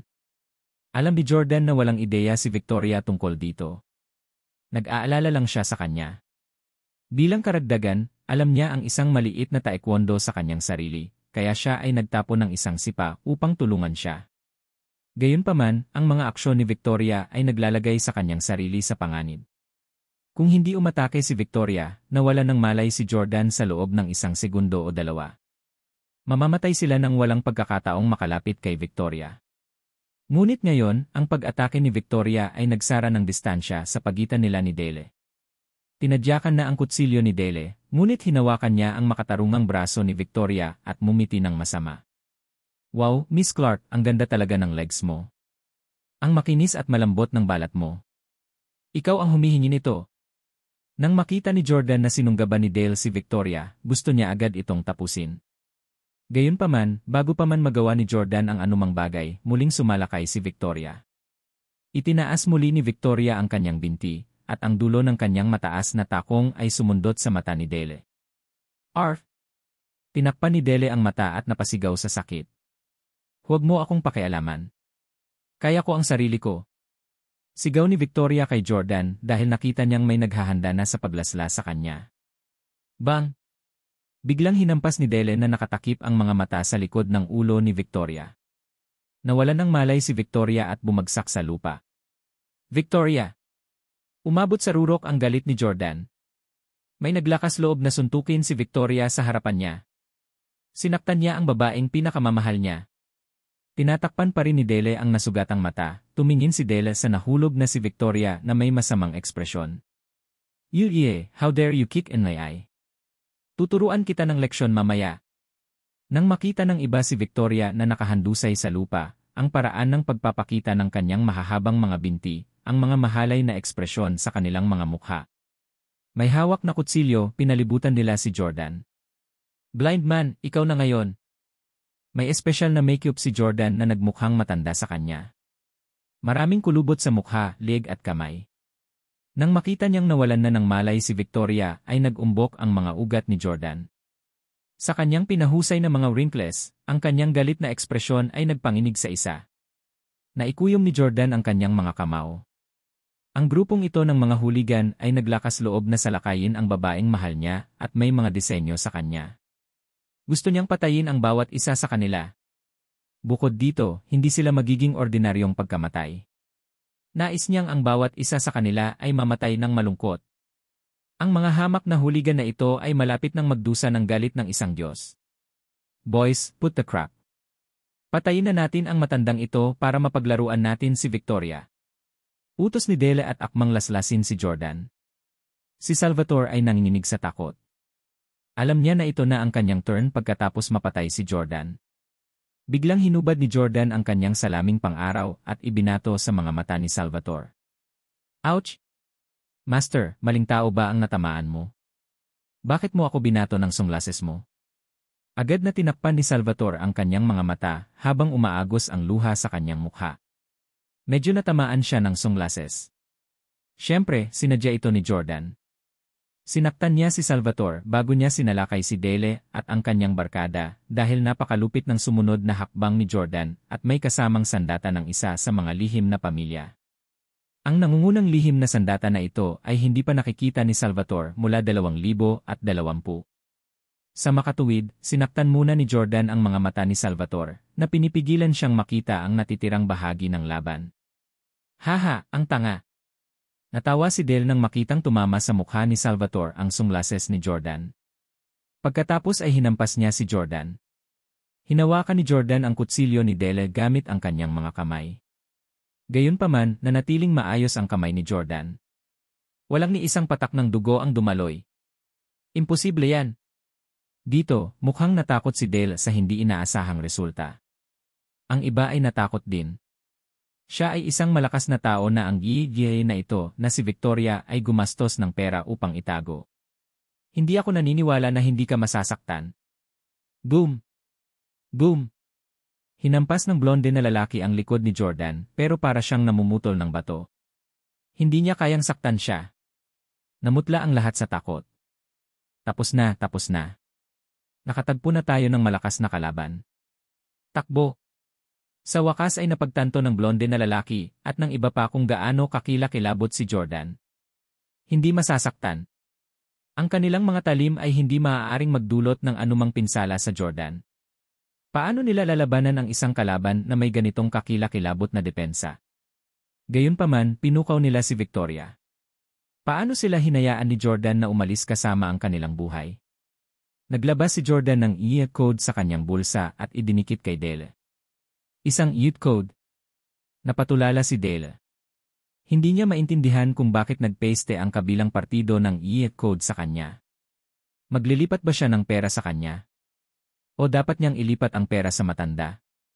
Nang makita kung gaano kalakas ang matanda, agad na inamin ni Dale ang pagkatalo. Sir, ito ba ang iyong bank account EA code? Naiintindihan ko. Ililipat ko ang pera sa iyo kapag bumalik tayo. Dahil doon, nais ni Dele na umalis kasama ang kanyang mga tauhan sa lalong madaling panahon. Gayunpaman, nabali ang tuhod ni Jordan sa isang sipa. Sa pamamagitan ng mga sipa at suntok, inikot din ni Jordan ang iba. Nahawakan na nila ang babae ng isang Diyos-Diyosan at umaasa pa silang makakatakas. Si Jordan ay naglakbay pabalik sa nakaraan upang iligtas si Victoria. Itinali sila ni Jordan gamit ang isang lubid at inilagay sa harap si Dele na may EA code sa kanya. Pagkatapos ay ginamit ni Jordan ang lahat ng kanyang lakas para sipain sila. Boom! Lumipad sila patungo sa bintana at binasag ang salamin. Ito ang ikatlong palapag. Ang pagbagsak sa taas na ito, ang isa ay masasaktan, ngunit hindi sila mamamatay. Hindi kami patay, hindi kami patay. Gumaan pa ang pakiramdam ni Dele at ng iba pa. Naniniwala sila na makakatakas sila dahil buhay pa sila pagkatapos lumapag sa labas ng gusali. Ito ay higit na mabuti kaysa sa pambubugbog hanggang mamatay ni Jordan. Ngunit sila ay masyadong walang muwang. Naglabas si Jordan ng EA code scanner. Ito ang imbensyon ng pamilyang Miyamoto mula sa Japan. Binago ni Jordan ang laki ng EA code scanner at ngayon ay kasinlaki na lamang ng ping-pong ball at madaling dalhin sa paligid. Iniskan ni Jordan ang EA code na naka-attach kay Dale. Boom! Nagkaroon ng malakas na boom. Sumabog si Dele at ang iba pa at agad na naging abo.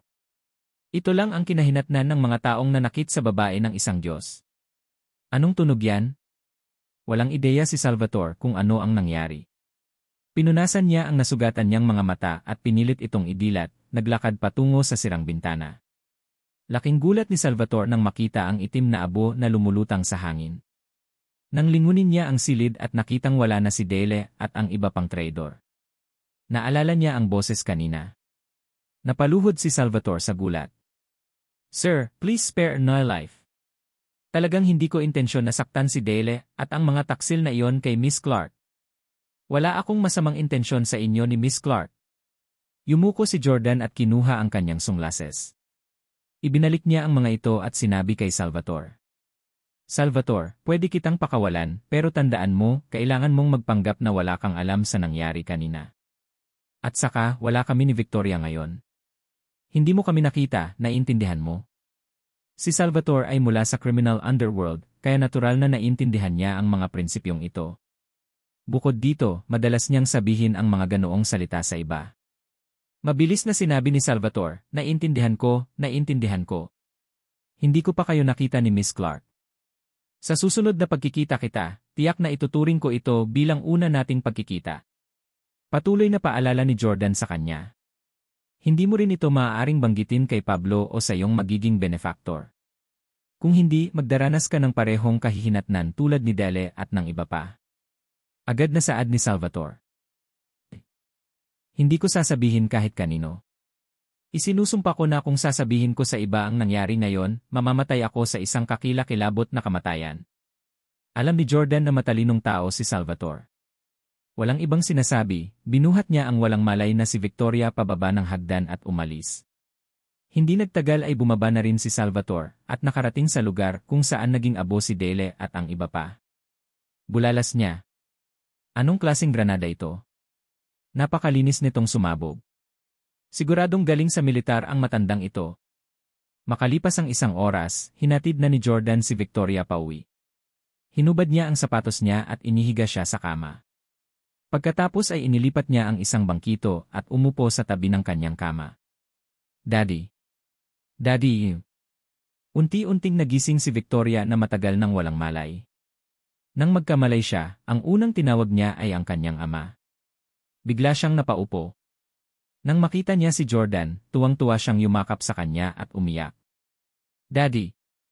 Ayos ka. Ang galing. Hik. Natatakot ako na mawala ka ulit sa akin, Daddy. Si Jordan ay nasa kawalan. Daddy. Kailan ba ako naging ama mo? Tinapik-tapik ni Jordan ang likod ni Victoria para i-comfort ito habang mahinahong sinabi, Miss Clark, nabigla ka ba? Bakit mo ako tinatawag na Daddy? Okay na ang lahat. Naayos na ang usapin kay Salvatore. Magpanggap ka na lang na walang nangyari ngayong araw, okay? Lalong umiyak si Victoria at niyakap si Jordan ng mahigpit. Daddy, alam kong hindi ka umalis. Pinoprotektahan mo pa rin ako. Sobs. Daddy, alam mo ba kung gaano kita na-miss sa lahat ng mga taon na ito? Alam mo ba kung paano kami nabuhay ni Emily na wala ka? Bakit ang walang puso mo para iwan kami ng matagal? At hanggang ngayon, ayaw mo pa rin kilalanin ako. Hindi ko na matiis. Ayoko nang magpanggap. Simula nang hinalikan mo ako kagabi, alam kong ikaw ang tatay ko. Ikaw ang lalaking pinakamamahal sa akin sa buhay na ito. Humihikbi ng malakas si Victoria. Napagtanto ni Jordan na may mali. Oh and my God, palihim kong hinalikan si Victoria kagabi pero alam niya. Damn it, no wonder na pagkamalan niya akong ama. Pakiramdam ni Jordan ay walang magawa. Kasalanan niya kung bakit parang kay Norman ang boses niya. Imposible na ngayong i-clear ang mga bagay-bagay. Miss Clark, mali ang pagkakaintindi mo.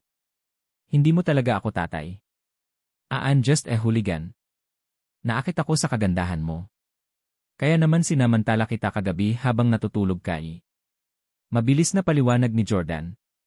Hindi niya kayang isipin ni Victoria na siya ang ama nito. Hindi niya kayang isipin na buhay pa ang kanyang ama. Sa orihinal na timeline, malalaman ni Russell ang katotohanan sa likod ng pagkamatay ng ama ni Victoria at pupunta siya sa Houston upang pakasalan siya. Hindi mababago ni Jordan ang mga katotohanang ito. Sa makatuwid, hindi siya nag-atubiling ilarawan ang kanyang sarili bilang isang malaswang huligan. Natural na hindi naniniwala si Victoria kay Jordan. Masyado siyang katulad ng kanyang ama at itinaya niya ang kanyang buhay para iligtas siya sa ganitong delikadong sitwasyon. Sino pa ba ang gagawa nito maliban sa isang ama? Binitawan ni Victoria si Jordan at pinunasan ang kanyang mga luha. Sige, sinabi mo na hindi kita ama. Tanggalin mo ang iyong salaming pang-araw at hayaan mo akong makita ang iyong tunay na anyo. Maaaring gawin ni Jordan ang balat sa kanyang mukha na mukhang napakatanda at kulubot, tulad ng isang 70 taong gulang na lalaki. Ngunit hindi niya kayang baguhin ang kanyang mga mata. Ang mga mata ng isang 10 taong gulang, isang 20 taong gulang, isang 40 taong gulang na mga mata at isang 70 taong gulang na tao ay ganap na naiba. At saka, iba-iba ang tingin ng lahat. Naka-makeup lang si Jordan pero ganoon din ang mga mata niya. Hindi siya naglakas loob na tanggalin ang kanyang salaming pang-araw dahil natatakot siyang mapansin ni Victoria na kamukha niya ang kanyang superior ngayon na si President Jordan Steele. Umiling si Jordan. Hindi. Napangiti si Victoria sa kanyang mga luha. Hindi ka naglalakas loob na tanggalin ang iyong salaming pang-araw dahil natatakot kang makilala kita, tama? Ikaw ang aking ama, ang masamang ama na iniwan ako 10 taon na ang nakakaraan. I hate you. I hate you. I hate you. Dahil doon, patuloy na hinampas ni Victoria si Jordan. Parang gusto niyang ilabas lahat ng hinaing na dinanas niya sa nakalipas na 10 taon. Kung hindi lang biglang nawala si Norman, hindi sana sumama si Victoria kay Russell alang-alang kay Emily. Hindi naman siguro maagang namatay ang kanyang ina. Marahil ay may asawa na siya at may mga anak na ngayon na namumuhay ng maligaya bilang isang buong panahong may bahay. Sa halip na magtrabaho ng mag-isa sa Orlando, hinayaan ni Jordan na hampasin siya ni Victoria. Alam niya ang hinaing at sakit sa puso nito at umaasa na mailalabas niya ang lahat ng ito. Matapos matamaan si Victoria saglit kay Jordan, biglang nagbago ang ugali niya. Daddy, mahal kita, mahal kita, mahal kita. Naalala ni Victoria ang halik na lihim na ibinigay sa kanya ng kanyang iama kahapon at ibinalik ito kay Jordan. Nagkusa siyang halikan siya. Jordan. Si Jordan ay nasa kawalan.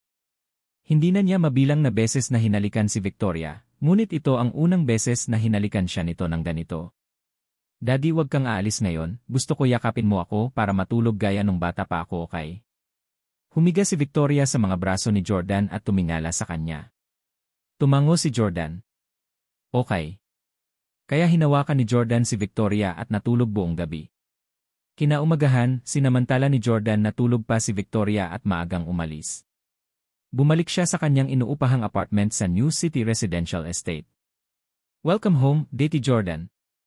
Magalang na sumigaw ang research team ni Sean nang makita nilang bumalik si Jordan. Tulog pa rin si Sean. Nang marinig ang kaguluhan, dali-dali siyang lumabas ng kwarto at masayang ngumiti. Alam kong na-miss mo ako. Wala pang 5 pero nandito ka na para tulungan akong bumuo ng antidote. Talagang maaalala ko ang pagmamahal mo sa akin. Hindi nakaimik si Jordan, hindi ako nandito dahil sa'yo, tama ba? Nang makitang hindi masyadong maganda si Jordan, agad na nagtanong si Sean, Daddy Jordan, anong problema? Anong nangyari? Uminom si Jordan ng isang malaking lagok ng tubig at sumagot, tinawag akong daddy ni Victoria buong gabi. Tumayo si Sean na nakaugat sa lupa sa loob ng buong 5 segundo bago hinikayat ang iba pang mga mananaliksik. Ano pang hinihintay nyo? Bilisan nyo na at palakpakan nyo siya. Pumalakpak. Pumalakpak. Pumalakpak. Pumalakpak si Sean habang sinusuyo si Jordan. Tulad ng inaasahan kay Daddy Jordan. Inalis niya talaga ang numero 1 magandang CEO ng Orlando, si Victoria, sa napakaikling panahon. Sa hitsura nito, hindi mo ibinunyag sa kanya ang iyong tunay na pagkatao. Ngunit nakuha mo pa rin si Victoria bilang isang matanda, bulag na manghuhula. Ako ay humanga. Niloko mo ang iyong sarili. Wala nang puwang sa iba. Naabot na ni Daddy Jordan ang isang pinakamataas na kaharian na kahit ako ay hindi makalusot. Nagsalin si Jordan ng isa pang baso ng tubig at sinaboy ito sa mukha ni Sean. Galit na sabi niya, you, what nonsense are you spouting? Stop your dirty thoughts. I'm saying that Victoria really believes I am her father. It's not what you think. Pinunasan ni Sean ng tissue ang mukha niya at gulat na sabi, ano? Sa tingin ni Victoria ikaw si Norman? No wonder. Masyadong hawig ang boses mo kay Norman. Binalaan na kita na huwag mong gawin yon. Napabuntong hininga si Jordan. We can't let her mistake me for Norman. Otherwise, it will affect the future. Now, get your men to disguise me again. This time, focus on change in my eyes. I want her to see my face and confirm that I'm not Norman or Jordan. Sa sandaling ito, lumapit ang isang doktor at nagsabing, Deti Jordan, mayroon kaming paraan para ibaling kulay ang iyong mga mata, buhok at balat. Okay lang ba yon? Ibang kulay. Tumango si Jordan. Naman. Magiging ibang-iba ako nito sa aking sarili at kay Norman. Ibahin ang anyo ng kulay ng aking mga mata, buhok at balat. Matapos baguhin ang hitsura ni Jordan, ngayon ay may pulang buhok si Jordan, berdeng mata at maputlang pekas na balat. Mukha rin siyang nasa 30. Ang mga pagbabagong ito ay napaka-advance. Ito ay hindi tulad ng mga pangunahing pampaganda na makikita o madaling maalis. Samantala, nagising si Victoria at napagtanto na nawala ang kanyang daddy. Daddy. Ilang beses tumawag si Victoria pero walang sumasagot.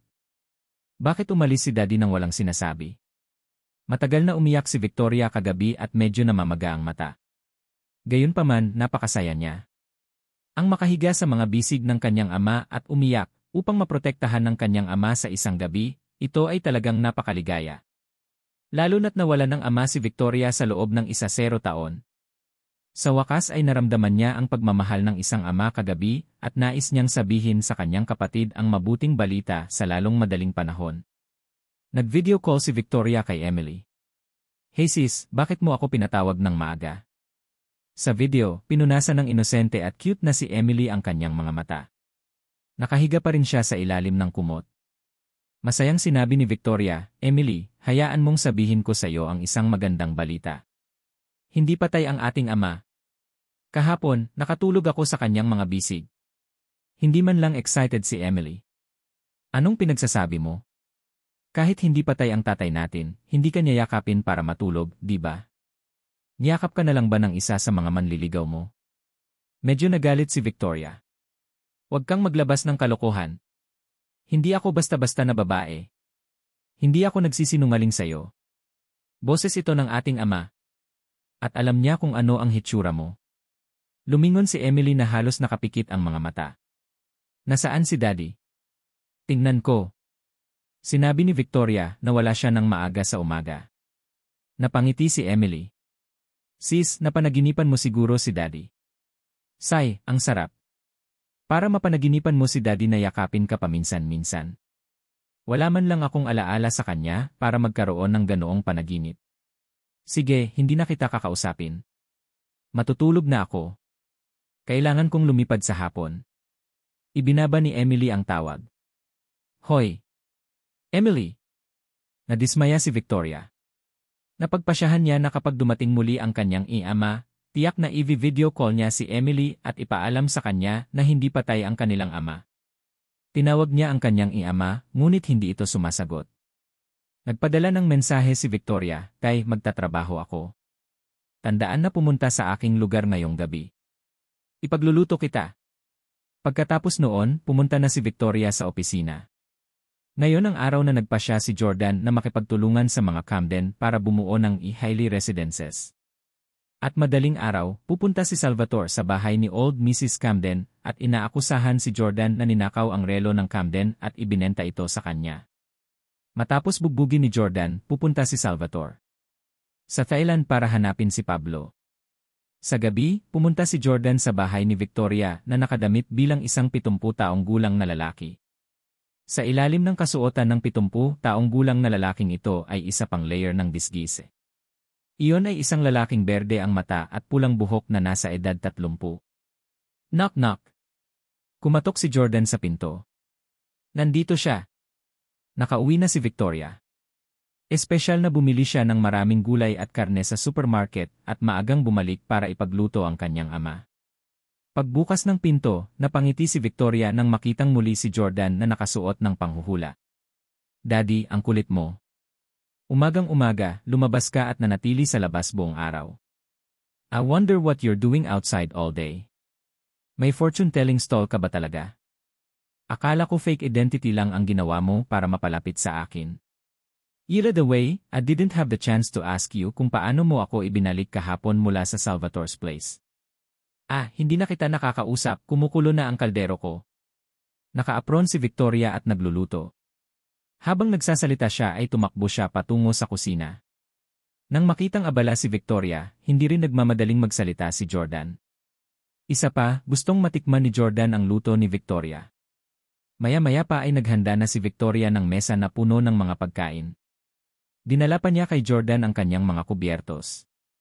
Sinabi ni Victoria, nakipag-video call ako kay Emily kaninang umaga at sinabi sa kanya ang tungkol sa iyo, ngunit tumanggi siyang maniwala na buhay ka pa. Galit na galit ako.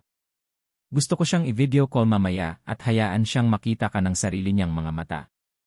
Daddy, pagdating ng panahon pwede bang tanggalin mo yung sunglasses mo? Tumigil sandali si Jordan bago mabilis na humigop ng chicken soup ni Victoria. Natatakot siya na pagkatapos makita ni Victoria ang kanyang pangalawang layer ng disgis, sipain siya nito palabas ng bahay at hindi siya bibigyan ng makakain. Seryosong sabi ni Jordan, Miss Clark, sinabi ko sa iyo kahapon na hindi mo ako ama. Kagabi, nang makita ko kung gaano kakatiyak at kung gaano mo kagustong ako ang maging ama mo, hindi ko na kayang ipagpatuloy ang pakikipagtalo sa iyo. Pero hindi ko kayang magsinungaling sa iyo ng ganito. I will feel very uneasy. Nagsandok pa si Victoria ng pagkain para kay Jordan. Stop pretending, Daddy. I can't be mistaken. Kung hindi kita ama, tanggalin mo ang sunglasses mo. CJ.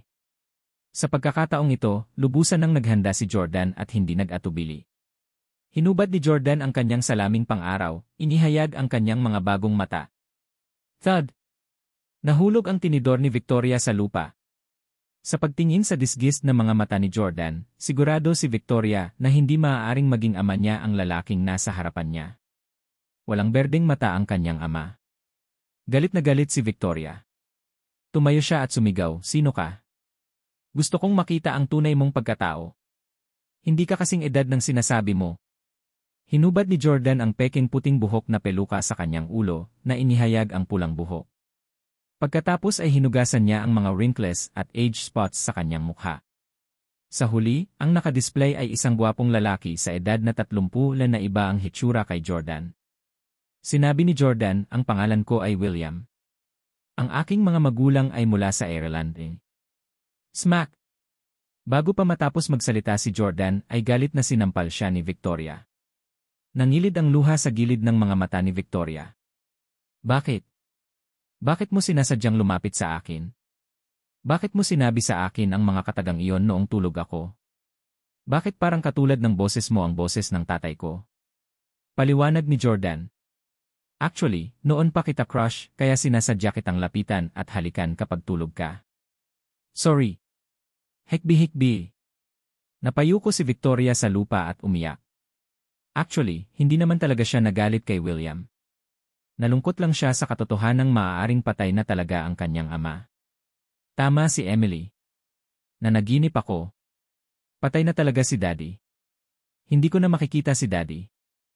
Nang makita ni Jordan ang nakakaawang ekspresyon ni Victoria, yumuko ito at inabutan siya ng tissue.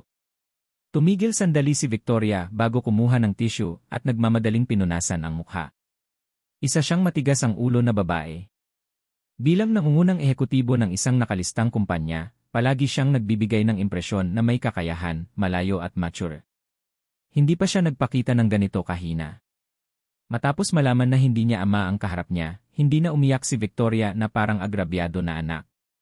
Mabilis niyang inayos ang sarili.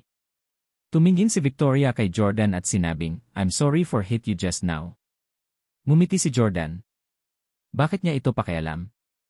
Malinaw na hinulaan ni Jordan na babarilin si Victoria, ngunit hindi niya ito maprotektahan, na naging sanhi ng pagkakoma nito noong 2022.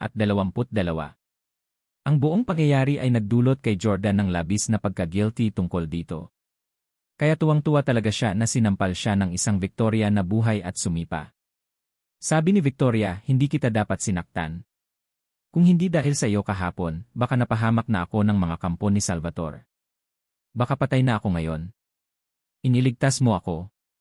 Ikaw ang benefactor ko. Mabilis na sinabi ni Jordan, huwag mong sabihin yan. Sinamantala kita sa pamamagitan ng paghalik sa iyo. I don't dare to be called your benefactor. Napangiti si Victoria. Sa totoo lang, masasabi ko na gentleman ka. Kagabi, hinawakan mo ako at natulog buong gabi. Itinago mo ang iyong mga kamay sa iyong sarili at hindi mo ako sinamantala. Ito ay sapat na upang patunayan ang iyong pagkatao. Sa totoo lang, gusto nga siyang samantalahin ni Jordan, pero tinawag niya itong Daddy. Paano niya natitiis na gawin yon? Sir, please sit. I spent so much effort making dinner. Don't let it go waste. Ira the way, paano mo ako naligtas kahapon? Hindi na umarte si Victoria na parang batang babae. Bumalik siya sa dati niyang cold at aloof na CAO at umupo. Bumalik si Jordan sa kanyang upuan. Miss Clark, tawagin mo na lang akong William. Kahapon, pagkatapos kang patalsikin ng huligan na yon, sumugod ang iba pang matapat na kampo ni Salvatore at nakipag-usap sa mga traidor. Gusto ni Salvatore na magpanggap tayo na hindi ito nangyari. Tutal, may mga napatay. Kapag may nabalitaan, magiging gulo para sa lahat. Sa susunod na makita mo ang Salvatore na ito, ituring mo itong muli. Maingat na tumango si Victoria. Isa siyang nangungunang executive ng isang nakalistang kumpanya. Kung siya ay masangkot sa isang kaso ng pagpatay, tiyak na makakaapekto ito sa presyo ng pagbabahagi ng kumpanya. Nagpatuloy si Victoria. Kung ganoon, paano mo nalaman ang pangalan ng benefactor ni Salvatore? At saka, paano mo nalaman na may gusto si Salvatore sa isang tulad ni Emily? Nakita mo na ba si Emily dati? Alam mo kung ano ang hitsura niya? Ngumiti si Jordan at tumango. Nakaisip na siya ng sagot sa mga tanong na ito. I have a crush on you and came up with this plan to close to you. So of course did my research on you and know that you have a younger sister who's a flight attendant. Regular na nagpo-post ang younger sister mo sa social media and I've been following her. As for how I know the name of Salvatore's benefactor and what type of girl he likes, I can only divine that, really can say it. Tinuruan ako ng tatay ko ng panghuhula noong bata pa ako at 30 taon ko na itong sinasanay. Hindi ko masasabing naabot ko na ang pagiging perpekto, pero kahit papaano ay may pag-unlad ako. Hindi na nangaha si Victoria na pagdudahan ang kakayahan ni Jordan sa panghuhula. Tinanong niya, kung gayon, sa palagay mo ba ay totoong nakatadhana ako kay Jordan Steele? Tumango si Jordan. Yes, I've done the calculations. You and Mr. Steele are really fated. Malaki ang chance na magsama kayo in the future. Pero, hindi magkatugma ang mga signs nyo. Bagamat nagkita kayo sa tamang panahon, malamang na maghihiwalay kayo dahil sa isang bagay sa hinaharap. At ikaw ang makikipaghiwalay sa kanya. Napabuntong hininga si Victoria. Say, masyadong matigas ang ulo ng pagkatao ko. Kahit billionaire businessman siya, iiwan ko pa rin siya kung pakiramdam ko hindi siya bagay. Payo ni Jordan. Ito ang dahilan kung bakit pinayuhan kita na pumunta sa kabisera upang hanapin si Dr. Gale at gawin ang pamamaraang iyon.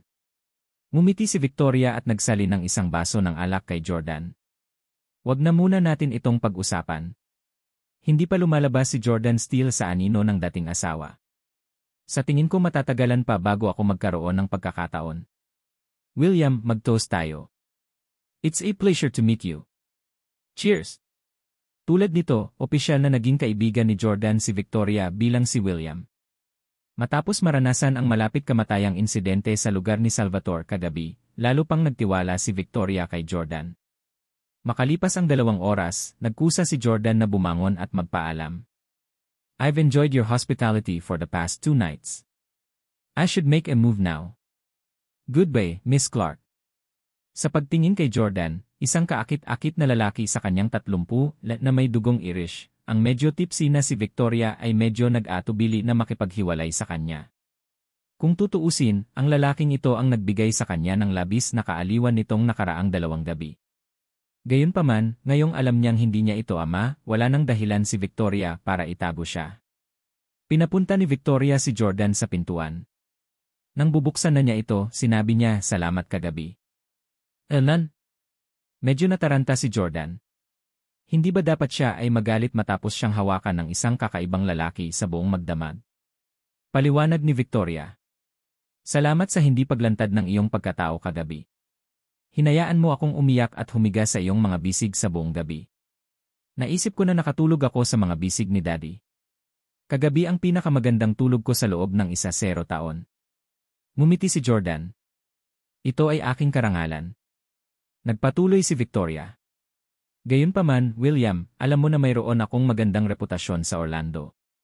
Ngunit kung may mabalitaan akong kasama sa kama sa isang buong gabi, walang sinuman ang maniniwala na walang nangyari sa pagitan natin.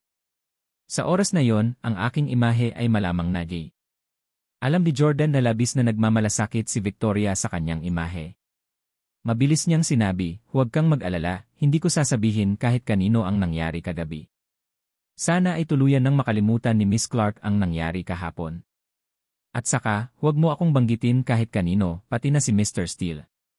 Okay. Pumayag naman si Victoria. Pagkasabi nun ay umalis na si Jordan. Hindi nagkita ang dalawa sa sumunod na 2 araw. Nagchat lang sila sa pamamagitan ng mga mensahe. Ginugol ni Jordan ang mga susunod na araw sa pagbuo ng isang antidote para kay Shawn.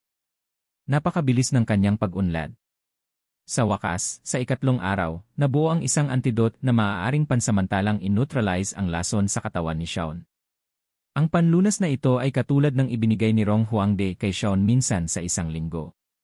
Pansamantala lamang nitong maantala ang mga epekto ng lason at hindi ito ganap na gamutin.